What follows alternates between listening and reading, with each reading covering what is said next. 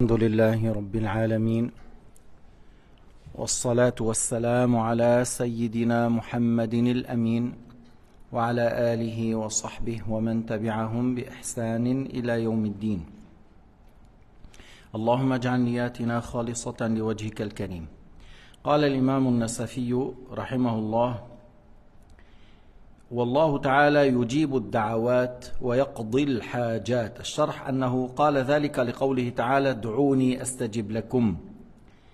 فإن قيل إن كثيرا من دعوات الناس أو أكثرها لا تتحقق بها مطالبهم، فالجواب أن من كان دعاؤه بغير إثم ولا مانع شرعي لا بد أن ينال تلك المطالب بدعائه، أو يصرف عنه من السوء مثلها، أو يدخر له ذلك ثوابا في الآخرة فيكون إجابة. إذن l'imam al-Nasafi, lorsqu'il a dit Allah Ta'ala exauce aux invocations et c'est Allah Ta'ala qui vous donne votre satisfaction, il vous donne ce que vous avez besoin. Et il a dit ça parce que Allah Ta'ala a dit dans le Coran al-Karim: D'ouni astajib lakum, adorez-moi, invoquez-moi, je vous exauce. Dans quel sens? C'est dans le sens que lorsque tu fais des invocations, soit Allah Ta'ala exauce à ton invocation comme tu as demandé, ou il t'éloigne de certains mal ou de certaines épreuves à l'équivalent de ton dua, ou il sera une récompense pour toi que tu le trouveras dans le jour dernier. Mais dans tous les cas, lorsque tu fais une invocation sans péché, sans quelque chose qui ne contredit pas la religion, ton dua n'était pas dans l'injustice et c'était pas quelque chose qui a une contradiction avec la religion, alors tu ne sors pas la main vide, tu ne sors pas les mains vides. Voilà, c'est ça qui est dit dans Ud'ouni astajib lakum. الإجابة قد تكون بادخار الثواب، الإجابة قد تكون بأن يدفع عنك من السوء مثل ما دعوت، أو تنال حاجتك. بعض الأحيان الله سبحانه وتعالى يؤخر قضاء حاجة فلان ليكثر من الدعاء ليعظم أجره، ليعظم أجر هذا الإنسان.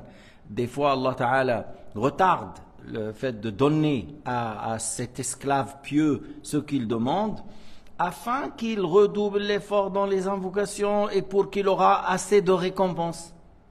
Et parce qu'Allah agrée cette personne et agrée sa voix sincère, avec modestie, avec sincérité, avec recueillement. Allah agrée cela. يعني بالعربي بنقول الله تعالى يحب هذا العبد ويحب أن يسمع صوته ويحب دعاءه، فبالتالي يؤخر إجابة الدعاء له ليعظم أجر هذا الإنسان، فيدعو كل ليلة وكل يوم ويتضرع ويتضرع ويتضرع لأن الله يحبه، فيؤخر حاجته فيكون له بسبب هذا أجرا عظيما عند الله يوم القيامة.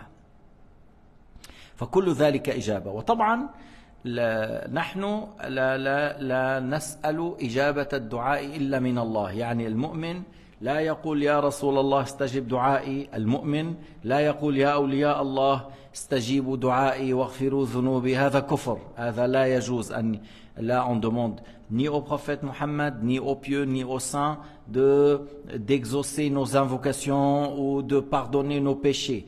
إنما تطلب من النبي عليه الصلاة والسلام في حياته أو بعد مماته، من الصالحين في حياتهم أو بعد مماتهم، تقول يا عباد الله ادعوا الله لنا، اشفعوا لنا، لأن الله تعالى قد يعطي بعض هؤلاء حياة في قبره فيصلي كما كان ثابت البناني.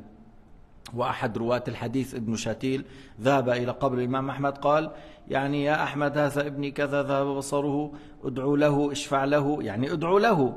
وذهب يكلم الإمام أحمد عند قبره، ثم قام ولده من الليل وهو يبصر. هذه حكاها البهاء المقدسي اللي هو أحد حفاظ الحديث. إذن نحن لما إذا طلبنا الدعاء من نبي أو من ولي في حياته أو مماته يدعو لنا عند الله. ما طلبنا إجابة الدعاء من نبي، لأن إجابة الدعاء لا تكون إلا من الله، ومغفرة الذنوب لا تكون إلا من الله. أما أن تطلب من إنسان أن يدعو لك هذا ما فيه شرك. أما الحمقى والمغفلين من الطائفة المنحوسة المشؤومة الوهابية جعلوا أنك إذا طلبت العون أو الشفاعة من إنسان بعد موت هذا شرك. لما هذا؟ إذا كان في حال الحياة يجوز أن نطلب منه، وبعد الممات يجوز أن نطلب منه، لأن هؤلاء لهم كرامات ولهم جاه عند الله، ويجوز أن الأنبياء أحياء في قبورهم يصلون، وبعض الأولياء الله تعالى يعطيهم كرامات حتى بعد موتهم، فما المانع؟ وأنت على الحقيقة إذا طلبت من الحي حقيقة الحي لا يخلق شيئا إنما هو سبب، وإن طلبت من الميت لا يخلق شيئا إنما هو سبب. فكيف جعل هؤلاء أصحاب الأفهام السقيمة الذين ما فهموا التوحيد فبالتالي كفروا المسلمين، لما ما عرفوا ما هو التوحيد صاروا يسمون ما هو من صلب الدين والعقيدة يسمونه شركا. Alors j'ai dit, comme j'ai bien expliqué que c'est Allah qui exauce à nos invocations, c'est Allah qui pardonne à nos péchés, et on ne demande jamais à un prophète ou à un saint d'exaucer à nos invocations ou de pardonner nos péchés. Mais on a le droit de demander à un prophète, c'est-à-dire si on était au temps du prophète, on lui demande de faire des invocations en notre faveur et qu'il demande à Allah Ta'ala le pardon pour nous, et on peut demander ça même après sa mort, parce que le prophète et les prophètes sont vivants dans leur tombe et ils nous entendent. Et par la suite, si on dit au messager de Dieu, demande à Allah Ta'ala qu'il pardonne à mes péchés, il n'y a pas de shirk. Parce que demander ça durant la vie, ce n'est qu'une cause. C'est Allah qui exauce, c'est Allah qui pardonne. Et lui, il soit une cause pour nous et il fait son dua. Et après la mort, s'il fait son dua, qu'est-ce qui l'empêche? Qui a dit qu'il ne peut pas faire l'istighfar pour sa communauté? Et d'ailleurs, Sayyidina Muhammad a dit, après ma mort, si je trouve du mal, c'est-à-dire certains de ma communauté agit dans le mal, je demande à Allah Ta'ala le pardon. Alors s'il demande à Allah Ta'ala le pardon, c'est vainement ou il y a une raison? Le prophète demande à Allah Ta'ala le pardon pour nous. Alors s'il demande à Allah Ta'ala le pardon pour nous, et moi je viens vers la tombe et je dis au prophète Mohammed, demande à Allah Ta'ala le pardon pour moi. Pourquoi c'est du shirk? Alors c'est pour cela que j'ai dit, la secte al-Wahhabiyyin qui sont venus de Najd, vraiment c'est des gens stupides, c'est des gens à bas niveau, au niveau de la compréhension de l'aqida. Lorsqu'ils n'ont pas su définir le tawhid, ils n'ont pas su c'est quoi shirk. Et par la suite, ils ont déclaré des millions et des milliards, plus qu'un milliard, ils les déclarent mécréants, parce que d'après eux, ils sont des mouchriks. Pourquoi? Demander à un vivant l'aide et le soutien et le dua pour moi, c'est pas de shirk. Pourquoi demander à un mort? C'est de shirk. De toute façon, le vivant ne crée rien et le mort ne crée rien. Le vivant est une cause et celui qui est mort, lorsqu'on parle d'un saint ou d'un prophète, c'est une cause. Et c'est Allah Ta'ala qui crée l'acte de l'être vivant et qui crée l'acte de l'être qui est mort. L'acte, c'est-à-dire son invocation, parce que comme Allah Ta'ala a donné à certains saints le fait de prier dans leur tombe, comme Thabit al-Bunani. Thabit al-Bunani, ce n'est pas un prophète, c'est un saint, c'est un élève de Sahaba, Thabit al-Bunani. Et Allah Ta'ala lui a donné la prière dans sa tombe. Et celui qui n'a pas entendu ça parmi les Wahhabiyyin, on leur dise que le grand savant Ibn Jawzi l'a cité dans son livre Sifat Safwa, et il a parlé de ça, et d'autres, beaucoup plus que lui. Mais pour dire Ibn Jawzi al-Hanbali, il a dit que Thabit al-Bunani, il priait dans sa tombe. Et on a dit au prophète Mohammed, quelqu'un, il a dit, Ya Rasulallah, j'ai passé la nuit à côté d'une telle tombe, et j'ai entendu la récitation de Surat Tabarak alladhi biyadihi al-mulk. Et Sayyidina Muhammad a dit, Hiya al-mani'a, hiya al-munjiya. Ah, le prophète, il n'a pas dit comment ça? Et le prophète n'a pas nié et on lui a dit, on a entendu de la tombe la récitation de Surat al-mulk. Jusqu'à la fin. Sayyidina Muhammad a dit, Hiya al-mani'a, hiya al-munjiya. Cette surat de 30 ayats, c'est la protection du châtiment de la tombe.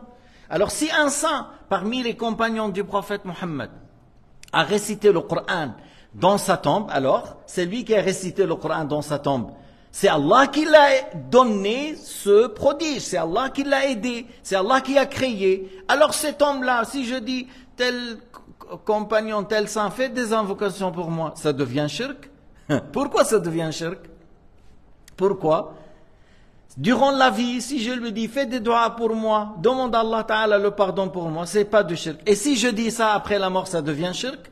Alors, mais vraiment, c'est la stupidité complète. Stupidité complète chez les Wahhabiyin. Ils disent, ah, tu as demandé l'aide de quelqu'un d'autre que Allah. Mais durant la vie, Allah Ta'ala, dans le Coran al-Karim, Allah Ta'ala a dit, وَلَوْ أَنَّهُمْ إِذْ ظَلَمُوا أَنفُسَهُمْ جَاءُوكَ فَاسْتَغْفَرُوا اللَّهَ. Mais Allah Ta'ala qui a envoyé les prophètes pour enseigner Tawhid. Allah Ta'ala أرسل الأنبياء ليعلموا التوحيد. فهل تزعمون أن الله أمرهم بالشرك? Est-ce que vous prétendez que Allah Ta'ala a ordonné aux gens de faire shirk lorsqu'il a dit l'ayah qui signifie lorsqu'ils commettent une injustice, c'est-à-dire lorsqu'ils font un certain péché, s'ils viennent vers toi et ils te demandent de faire des invocations en leur faveur, ils vont trouver qu'Allah est clément et miséricordieux. Alors on trouve qu'Allah subhanahu wa ta'ala a dit dans le Coran al-Karim, sa parole, que la communauté musulmane, surtout la parole adressée à ses compagnons, que si vous faites un péché, allez demander au prophète qu'il fasse une invocation. Mais pourquoi? Si c'est Allah qui pardonne les péchés, quelqu'un il va dire, d'après vous, pourquoi Allah a ordonné à ses compagnons d'aller chez le prophète Mohammed, de demander au prophète Mohammed, de faire une invocation en leur faveur? Parce que vous dites, alaysa Allahu bikafin abdah. Yani ils disent, hiya al-aya fi al-Qur'an, alaysa Allahu bikafin abdah. Allah n'est-il pas ne suffit pas à ses esclaves? Mais bien sûr que oui. Mais Allah Ta'ala a fait que il y a des causes des fois pour avoir à telle et telle chose. Et dans les causes pour que tu auras le pardon de Dieu, le fait de demander à un homme saint ou à un prophète. Un homme saint ou un prophète. Et le prophète, il est vivant dans la tombe. Et lorsque le bédouin est venu vers la tombe, et les musulmans, depuis les compagnons jusqu'à nos jours, ils viennent vers la tombe du prophète Mohammed, et ils demandent au prophète Mohammed de faire des invocations envers eux. Et les Wahhabin, ils disent c'est du shirk. Et lorsqu'ils mettent la main, les musulmans, sur la barrière, sur le barrière en fer pour la baraka, ils disent ça c'est du shirk, ça c'est contre le tawhid. Mais pourquoi, stupide? Pourquoi? Il a dit, parce que ça c'est des pires. Quelqu'un m'a dit devant moi, c'est quelqu'un qui a fait, et il lui a dit, mais c'est nous qu'on a construit ça, c'est nous qu'on a mis ces murs. Alors j'ai dit, mais toute la Médine, il y a la baraka du prophète Mohammed ou non? Il m'a dit que oui. Alors j'ai dit, si dans toute la Médine il y a la baraka, dans ces murs il n'y a pas de baraka? Et c'est une chose que c'est Allah qui a créée. Mais vraiment, je répète, ces gens-là n'ont pas connu Tawhid. Parce que Tawhid, c'est le fait de croire qu'Allah est différent de ses créatures, par son être, par ses attributs, par ses actes. Et ces gens-là, ils ont attribué à Allah le corps, le fait de s'asseoir, les tibias, les membres, les organes, le fait de s'asseoir, le fait de bouger, le mouvement. Alors ils n'ont pas connu Tawhid. Puisqu'ils n'ont pas connu Tawhid, alors ils n'ont pas connu c'est quoi shirk. Parce que pour savoir c'est shirk, il faut connaître le tawhid. Pour savoir c'est quoi le tawhid, il faut connaître encore le shirk. C'est quoi, savoir la différence. Mais eux, ils n'ont pas su c'est quoi le tawhid réellement, c'est quoi le shirk réellement. Peut-être ils ont su certaines sortes de shirk, oui, mais pas toutes les sortes. Et par la suite, ils ont attribué aux musulmans que vous êtes des mouchriquins parce que vous cherchez la baraka, vous venez vers la tombe pour faire des invocations, et de là, leur nom, ils disent, vous êtes qubouriyoun, vous êtes qubouriyoun. Et Sayyidina Muhammad, il visitait le Baqi'a, presque chaque nuit. Kana Nabi yadhhab ila al-Baqi'a. Et il fait dua pour les musulmans. Et les gens du Salaf, ils visitaient la tombe de Ma'rouf al-Karkhi. Il visitait la tombe de Ma'rouf al-Karkhi. L'imam Shafi'i, il visitait la tombe de Abu Hanifa. Tu vois, et dans l'Irak, c'est connu, dans le pays du Cham, il y a certaines tombes de saints, on connaît en Algérie, il y a la tombe de Boumedian. C'est connu, c'est des tombes où il y a des grands saints. Et on espère que l'invocation est exaucée là-bas, et c'est Allah qui exauce. C'est Allah qui pardonne, c'est Allah qui donne, c'est Allah qui prive. C'est pas le saint. Le saint, il est dans un endroit, Allah Ta'ala fait que cet endroit est béni du fait qu'il y a un homme saint. Comme les gens, les 7 personnes qui sont rentrées dans la grotte de la communauté de Jésus alayhi salam, après 309 ans, on a connu leur histoire. Et les musulmans, ils ont dit, قال الذين غلبوا على أمرهم لنتخذن عليهم مسجدا. Parce qu'il y avait les autres non-croyants, ils ont dit, on va faire un mur, on va écrire leur nom, voilà. Et les musulmans, ils ont dit, on va construire une mosquée ici. On va faire une place. Construire, c'est-à-dire faire une place pour prier. Parce que on a visité cette place en Turquie, c'est-à-dire vraiment une place pour 4-5 personnes pour prier.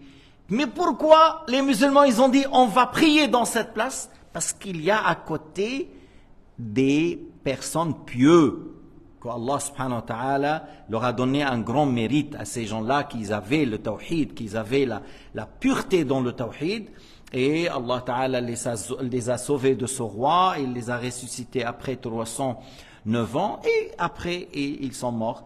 Et les musulmans, ils ont dit, on construit à côté d'eux, on fait une place pour prier. Et eux, الوهابية المشؤومة، الطائفة المنحوسة، الطائفة التي إذا حلت في بلد حل فيه القتل والتكفير، يريدون إيش؟ أن يخرجوا قبر النبي من المسجد. Et je dis, dans Surat Al-Kahf, Allah a parlé que les musulmans, ils ont dit, on va faire une place pour prier à côté d'eux. Dans Surat Al-Kahf, قال الذين غلبوا على أمرهم لنتخذن عليهم مسجدا. يعني نجعل مكانا هناك نصلي بهذا الموضع للبركة.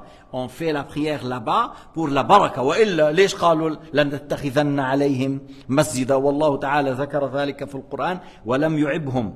Allah Ta'ala a cité dans le Coran, il les a pas critiqués, mais il les a dit que le groupe des croyants, ils ont dit on fait une mosquée parce que les autres ils ont dit on écrit seulement un tableau, on écrit leur nom. Alors les autres, ils ont dit, mais c'est pas ça. Plutôt, il faut profiter plus. On écrit, on laisse une place ici pour prier. Tu vois? Et le Wahhabiyya, qu'est-ce qu'ils veulent? Parce qu'ils veulent faire sortir la tombe du prophète Mohammed de la mosquée. Et il y a certains qui disent, bon, on dit aux gens c'est haram, c'est interdit, c'est du shirk. Et il y a le jour qui va venir qu'on va prendre le bulldozer et le faire sortir avec le bulldozer. Un Wahhabi qui a dit ça.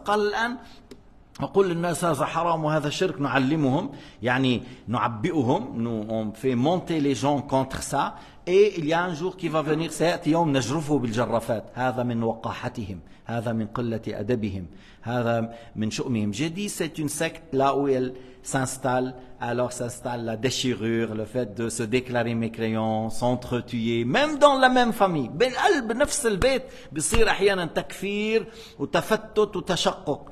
ما حلت في بلد هذه الطائفة المشؤومة المنحوسة إلا وحل شؤمها وحل أثر خطير من جراء عقائدهم الباطلة، عقائدهم بالتجسيم خطر كبير وهو كفر طبعا، وعقائدهم بتكفير المسلمين أن يقولون قبوريون. هل تزعمون أن الشافعي الذي ملأ الأرض علما كان قبوريا لأنه كان يتبرك بقبر أبي حنيفة؟ يقولون قبوريون. Qu'est-ce que ça veut dire ça? Les gens du Salaf, ils visitaient la tombe d'Abu Hanifa. L'imam Shafi'i, il visitait la tombe d'Abu Hanifa. Il visitait la tombe de Ma'rouf al-Karhi. Ils disent l'invocation à côté de la tombe d'Abu Hanifa et de Ma'rouf al-Karhi est exaucée. Alors, et on n'a pas dit c'est du shirk. C'est vous, Antum. C'est vous, de 2 siècles en arrière, que vous avez inventé cette mauvaise innovation. Antum alladhina ataytum bi bid'a bi din jadid. أتيتم ببدع بدين جديد وعلى مقتضى عقيدتكم قتلتم الآلاف والكتب التاريخ تشهد ماذا فعلتم بالطائف. هذا ما فيهم يخبوه. Les livres de l'histoire témoignent de ce que les crimes et les génocides qu'ils ont fait dans la ville de Taïf. Ils ne peuvent pas cacher. Tu peux demander là-bas, tu cherches partout.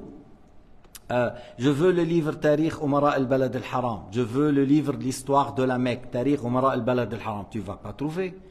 Parce qu'il y a dedans, qu'est-ce qu'ils ont fait dans la ville de Taïf? Il a dit, le juge de la Mecque, ils égorgeaient les enfants sur la main de sa mère. Et il a dit, le juge de la Mecque, ils ont tué les gens dans la mosquée. Dans la mosquée. في المسجد. دخلوا المساجد قتلوا الراكعين والساجدين. لا داعش عملوها ولا القاعدة عملوها ولا الزرقاوي عملها ولا بن لادن عملها ولا الزرقاوي ما عملوها. يعني ils ont rentré dans les mosquées, ils ont tué les gens à l'intérieur de la mosquée pendant qu'il fait la prière. هلا طالعين بفتنة عظيمة. Ils ont amené quelque chose. قال هو على زعم الوهابيين مفكرين ان نحن ما بنفهم، هم الاغبياء. Ils pensent que nous on comprend pas. Vous êtes des stupides. انتم الاغبياء. Nous on comprend qu'est-ce que vous faites. La mosquée du prophète Mohammed alayhi salatu wassalam, il est tellement grand, plus grand que notre mosquée, peut-être 5-6 fois. La mosquée du prophète, avec ce qu'il a ajouté Omar ibn Abdel Aziz, avec ce qu'ils ont ajouté les Turcs, les Ottomans. المسجد النبوي ومع زيادة عمر بن عبد العزيز مع الزيادة العثمانية، كل هيدي الآن كلها ما فيك تصلي فيها يمكن إلا يوم الجمعة، sauf le vendredi et lorsqu'il y a les prières, les 5 prières. Mais en dehors de ça, ils mettent des tissus comme lorsqu'on met pour les moutons. On met depuis la porte de Abu Bakr as-Siddiq et il dit oui, on organise pour le Rawda. Mais entre la porte de Abu Bakr as-Siddiq jusqu'à Rawda, c'est une longue distance. Et à l'époque là, il y avait 4 millions de Hajj qui viennent et on fait la prière normale dans la mosquée. Lorsqu'on veut rentrer dans Al-Rawda, on s'approche, on attend une demi-heure et on rentre, on prie dans Al-Rawda. Maintenant, depuis le début, tu sors, tu rentres dans des canalisations comme ce qu'on fait pour les moutons, pour les chèvres. Tu restes debout, tu ne peux pas prier parce qu'ils font rentrer 200 personnes dans une petite distance. Après, ils te font rentrer dans une autre cage. Après, dans une autre cage, tu fais 2 heures debout. Pourquoi? Pour prier après dans le Rawda. Mais laissez les gens prier dans la mosquée, dans l'ancienne mosquée, et après ils vont aller vers الروضة. إذن فلما عملوا هذه الطريقة بحيث الناس لا تأتي للصلاة إلى المسجد النبوي مثلا بعد المغرب بعد العشاء في الوقت الذي يشرع فيها النفل فلا يتركون الناس يصلون. عباس بيدخلوك كأنك تدخل إلى حظيرة غنم، عاملين لك ستار من هنا ومن هنا، بتدخل تبقى نصف ساعة واقف مرصوصين الناس، بعدين تدخل إلى حظيرة أخرى ثم أخرى ثم أخرى حتى تصل إلى الروضة بعد 2 ساعة. ويوجد أماكن ما استطاعوا أن يعملوها كالحظائر، فإذا صليت فيها بيدفشك بيحملك وبيزتك. ليش؟ Alors il y a des places qui n'ont pas pu les mettre dans les tissus. يعني ils n'ont pas pu, tu vois, ils n'ont pas pu mettre des tissus et ramasser les gens là-bas.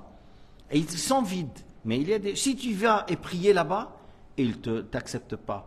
بس بدي أعطيكم الحكم. ما حكم هذا أن تمنع إنسان أن يصلي في المسجد من كبائر الذنوب. C'est un grand péché.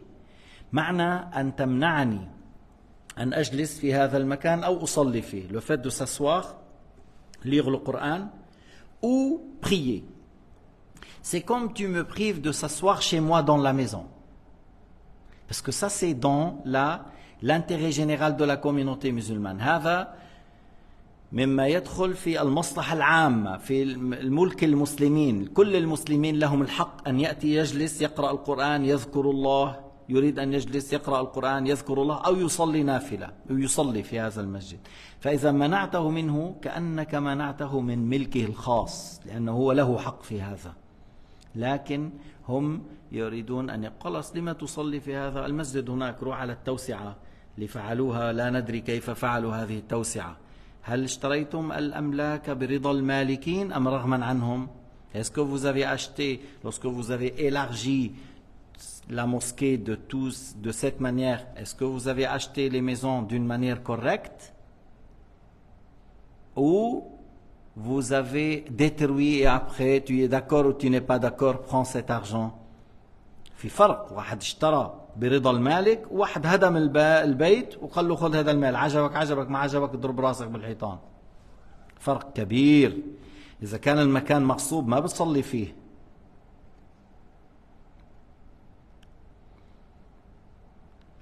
على كل، نحن قلنا أن استجابة الدعاء من الله عز وجل، ولك أن تطلب من الرجل الصالح أن يدعو لك أو من والديك. C'est Allah qui exauce à nos invocations, c'est Allah qui pardonne nos péchés, mais on a le droit de demander à un homme saint, à un homme pieux de faire des invocations pour nous. J'ai le droit de demander à mon père, à ma mère, et après la mort aussi, j'ai le droit de demander à un saint ou à un prophète, parce que Allah Ta'ala donne à certains des prodiges même après leur mort. Et on a cité dans le hadith le compagnon qui récitait Surat Tabarakalladhi biyadihi al-mulk, jusqu'il a récité jusqu'à la fin. قال رحمه الله: وما أخبر به النبي صلى الله عليه وسلم من أشراط الساعة من خروج الدجال ودابة الأرض ويأجوج ومأجوج ونزول عيسى عليه السلام من السماء وطلوع الشمس من مغربها فهو حق. هذه العلامات الكبرى. هناك علامات صغرى وهناك علامات كبرى. Il y a des grands signes de l'heure, il y a les petits signes de l'heure. من العلامات الصغرى كثير منها ظهر. Parmi les petits signes, il y a beaucoup de signes qui sont apparus. Le fait que les souks, les marchés seront proches. تقارب الأسواق. الزخرفة في المساجد. Beaucoup de décorations à la mosquée. تروح تشوف إنه مسجد، يا أخي هذا المسجد عمل لإيش؟ mosquée, cette mosquée on a fait pourquoi؟ Pour prier. تلاقي لك عامل لك زخرفات وأشياء ملايين. Ils ont dépensé des millions. يقول لك نحن بنعمل بس مساجد تراثية. On veut faire des mosquées historiques à la tel aspect comme أيام المماليك, comme أيام voilà. Et ils dépensent des millions pour certains aspects de l'extérieur ou beaucoup de décorations à l'intérieur. Pourquoi? لما هذا؟ Madame, la mosquée, on a fait pour regarder la décoration et pour prier et se prosterner. Pour prier et se prosterner. Alors, c'est parmi les signes de l'heure. Parmi les signes de l'heure, la tyrannie, le meurtre, les meurtres, c'est le fait de tuer injustement. Al-qatl zulman. Kasratul jahl wa qillatul ilm. Le fait d'avoir beaucoup d'ignorance et très peu de science. بقول لك هذا شو قاضي القضاة، هذا مفتي، هذا القاضي الفلاني، بتلاقيهم من أجهل خلق الله. Tu vas dans certains pays, c'est le mufti, c'est le grand juge, c'est le grand juge, ça c'est le je ne sais pas quoi. Tu les trouves parmi les plus ignorants. Et comment ça se fait? Abou Ken, Jiddou Ken Cheikh, son grand-père était mufti, alors on lui a donné mufti parce que son grand-père était mufti. Et il y a des machaïrs qui, soi-disant, ils te disent, oui, tu peux vendre l'alcool aux non-musulmans. Mais comment dire? Comment tu dis, je vends l'alcool aux non-musulmans? Et il y a dans certains pays de Golfe, cochon pour les non-musulmans. On vend le cochon, al-khinzir, l'ahm al-khinzir, yuba' al-ghayr muslim. Farjini bita'atak, montre-moi ta carte d'identité.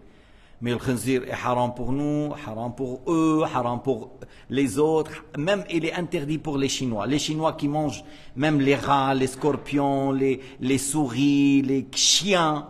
Alors c'est interdit sur ces Chinois de manger le cochon et les chiens.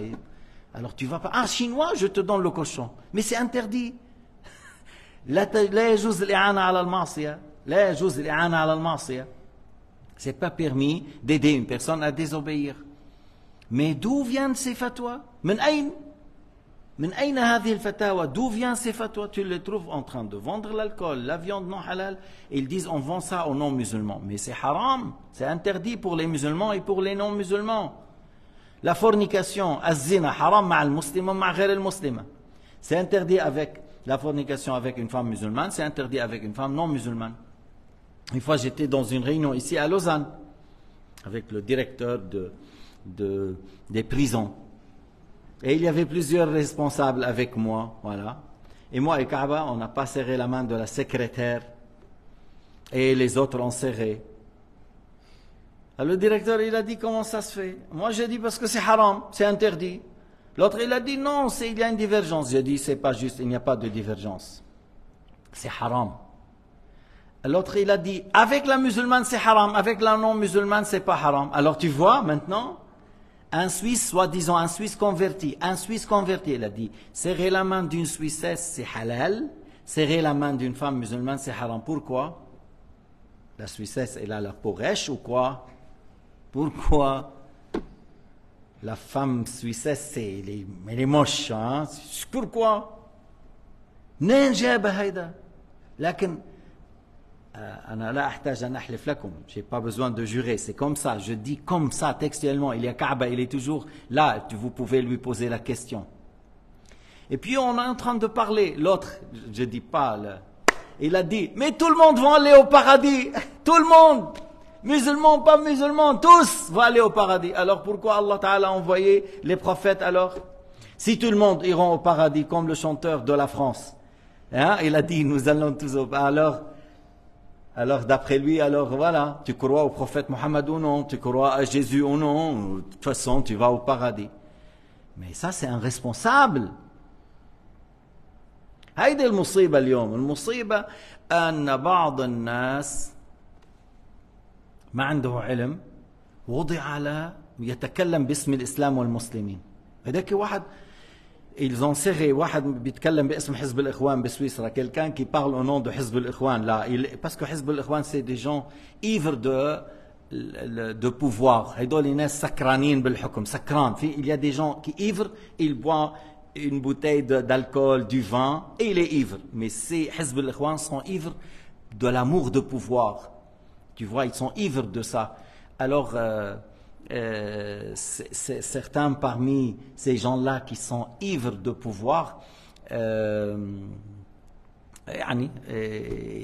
tu vois, ils disent des choses terribles, ils disent des choses graves qui contredisent la religion pour arriver au pouvoir. Il a dit, le journaliste, il a dit, mais si la femme veut porter un mini-jeep, micro-jeep, elle veut montrer une partie des cuisses, des seins, tout ça, l'autre, il dit, oui, tu as le droit, tu as le droit. C'est quoi ça, tu as le droit? C'est quoi ça?